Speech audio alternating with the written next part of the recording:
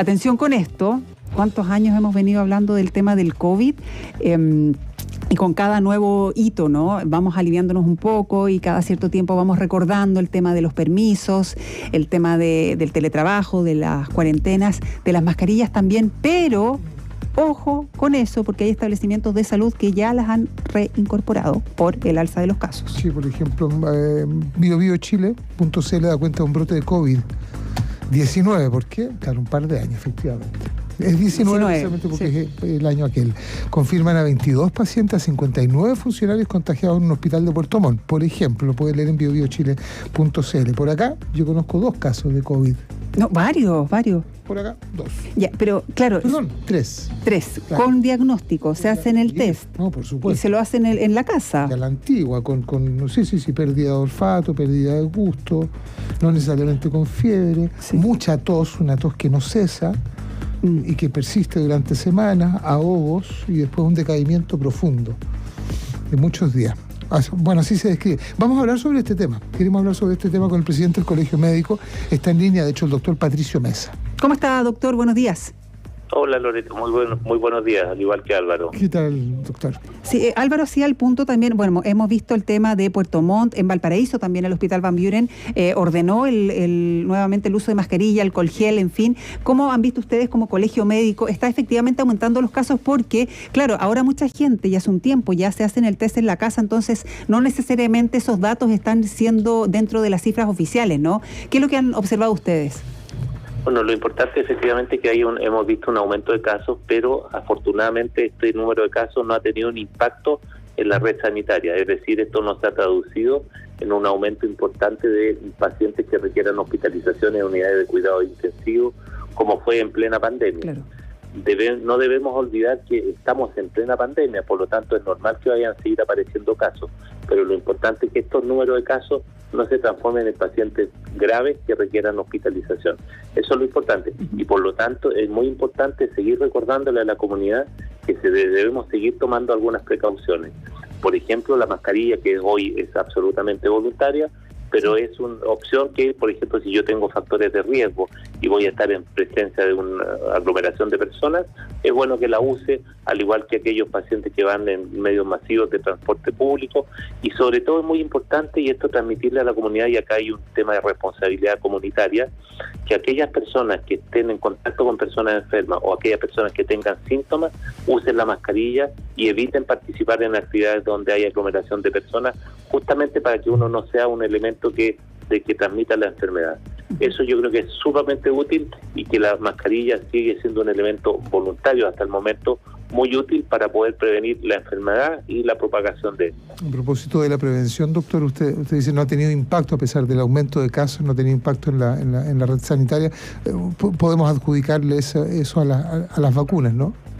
Es una de las causas justamente la vacuna, y por eso que cada persona, de acuerdo al número de vacunas que se ha puesto, también consulte si han completado o no su esquema de vacunación, porque eso es un tema súper importante, que probablemente que no tengamos casos tan graves pueda ser responsabilidad de la gran cantidad de personas que se han vacunado en nuestro país.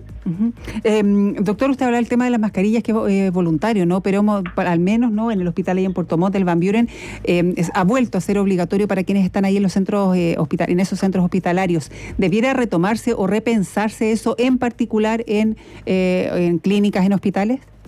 Bueno, sabemos nosotros que el Ministerio hace un seguimiento permanente de esto, y obviamente si es que hay una tendencia o está teniendo un impacto importante justamente en determinados lugares de nuestro país, obviamente el Ministerio va en algún momento nuevamente convocar a los expertos que había en estas mesas de trabajo para discutir las distintas medidas. Pero obviamente cada lugar puede tomar medidas específicas para proteger también la continuidad del trabajo de sus trabajadores y que también los pacientes no corran el riesgo de enfermarse. Pero ahí es muy importante justamente protegerse por la cantidad de los brotes que pudiesen haber, pero también sobre todo para también cautelar el riesgo de infección de los funcionarios que tendrían que hacer reposo posterior, y obviamente con eso disminuir la cantidad de recursos humanos que esté disponible para atender el resto de las patologías. sugiere, se recomienda hacerse el examen de todas maneras, ¿no? Porque hay otras causas también de malestar en estos días. Así es. Otra circulación de otros virus respiratorios también es verdad. Pero lo importante es confirmar o no el diagnóstico para tener una cuantificación de cómo va evolucionando el tema del COVID en nuestro país. Pero por sobre todo, lo importante es que uno, si tiene síntomas, evite uno contagiar al resto, uno use mascarilla y eventualmente evite cualquier actividad social donde hay aglomeración de personas, sobre todo donde hay personas con factores de riesgo. O sea, que tengamos internalizado, de hecho, si tenemos un malestar, incluso antes de confirmarse el diagnóstico por medio de un examen, evitar socializar justamente para no poner en riesgo al resto de la población. Así es, para cortar la cadena de transmisión del virus. Así es. Doctor, hemos hablado de este brote en Puerto Montt. ¿Qué conocimiento tienen ustedes como colegio médico? ¿En qué otras regiones u hospitales se ha dado estos brotes en las últimas semanas o días? Hasta el momento nuestros regionales no nos han informado de alguna situación que esté generando algún tipo de crisis o algún tipo de estrés del sistema sanitario, pero le vamos a hacer un seguimiento justamente porque a través de este seguimiento también, si es que hay algunos lugares puntuales donde pueda tener algún grado de relevancia el número del aumento de casos, y para hacérselo llegar al Ministerio de Salud para que haga el análisis de estas cifras y tome las medidas correspondientes. Por de pronto, las personas que están con síntomas que consulten precozmente, justamente para ver si es necesario testearlas para el COVID y hacer el aislamiento correspondiente. Sí, también nos escriben, por ejemplo, en el Hospital de San Carlos, dicen que también están exigiendo mascarillas, que se van sumando entonces esta medida que, como usted dice, hasta ahora no pueden ir tomando cada institución hasta que la autoridad se refiera en algo más masivo. Usted algo comentaba ya el tema de que puede afectar, hay preocupación ante cualquier brote, pero también a los funcionarios. Entendemos también que en el caso, por ejemplo, de Puerto Montt hay varios funcionarios que están afectados, lo que implica el tema de las licencias y el tema del número de trabajadores de la salud, ¿no? Que siempre se necesitan más de los que hay. ¿Hay preocupación en ese sentido? O sea, para nosotros siempre es un tema importante. Recuerden que como producto de la pandemia, un número importante de funcionarios tuvo licencia y hoy muchos de ellos están con secuelas con COVID prolongado. Por lo tanto, claramente se sugiere, y nosotros sugerimos, que el personal de salud, dependiendo de los factores de riesgo, también pueda usar voluntariamente la mascarilla, justamente para prevenir el contagio o que nosotros estemos contagiando. Doctor, no es el primer mensaje que hemos recibido acá. Estamos hablando con Patricio Mesa, es presidente del Colegio Médico de la región metropolitana. No es el primer mensaje que llega, se lo voy a leer. Podemos hacer una consulta al doctor, dice un auditor.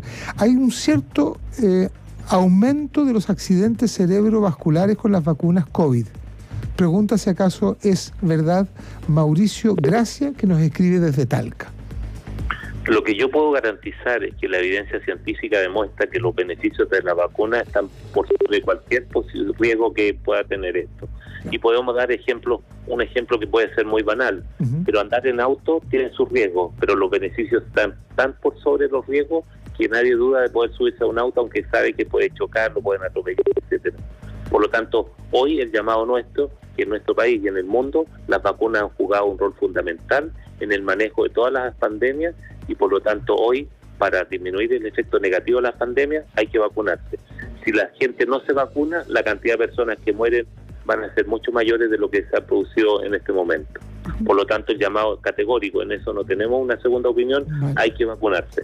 Sí. Y en ese sentido, Álvaro comentaba de personas que conoce él que ha tenido COVID con los síntomas, los primeros síntomas, ¿no? La pérdida de olfato, el dolor a la antigua, claro.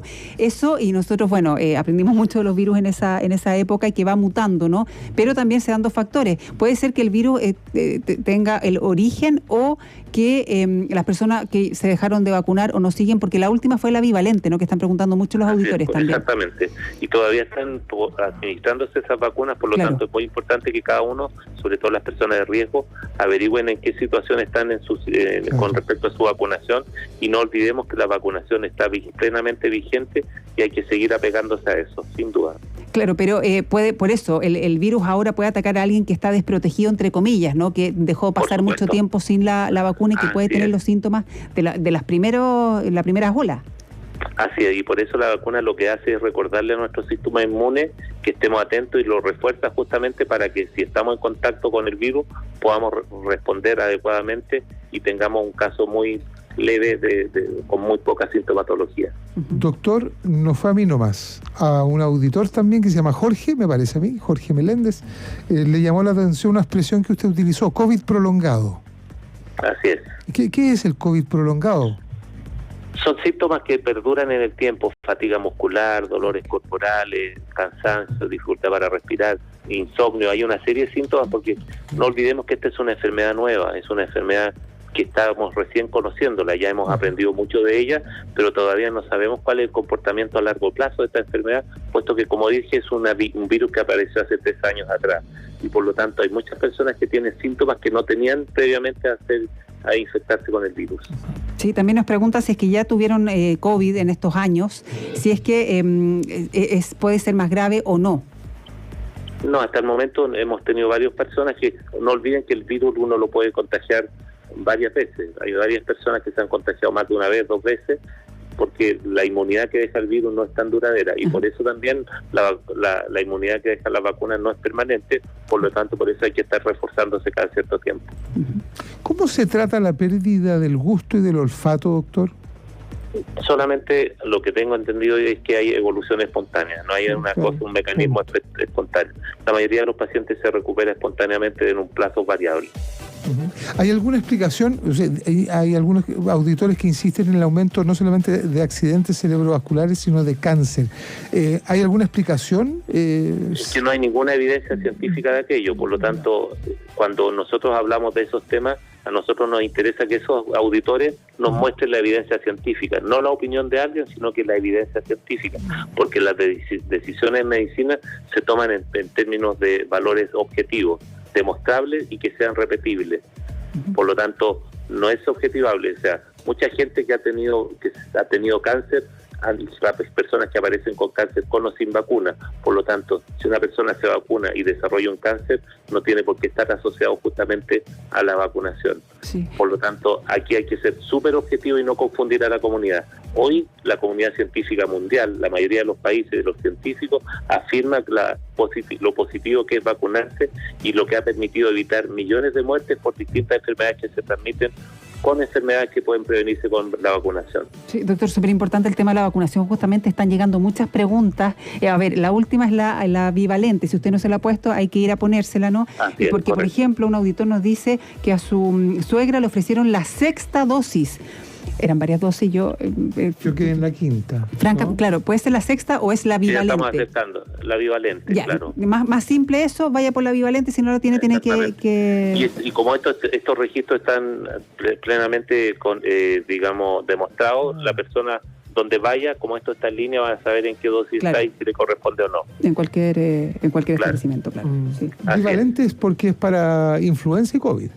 Por eso bivalente, ¿no? No, porque tenía dos variantes distintas del COVID. Ah, por 2 variantes distintas. Claro, porque uno tenía que ponerse la de la influenza y la bivalente.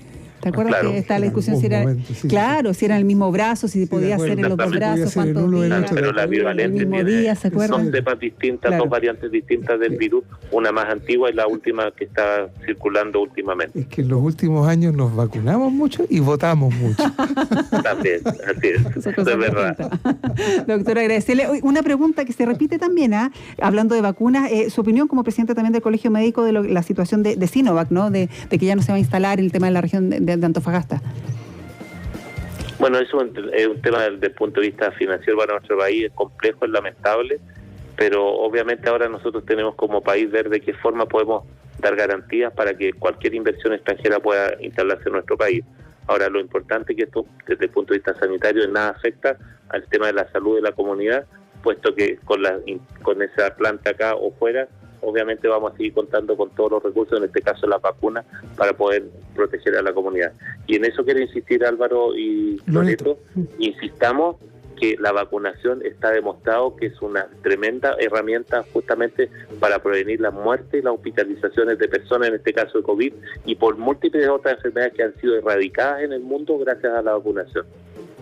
Bien, doctor, le queremos agradecer mucho su tiempo. El doctor Patricio Mesa, presidente del Colegio Médico. Muchas gracias, buenos días. Muchas gracias a ustedes, muy buenos días. Muy buenos días, doctor.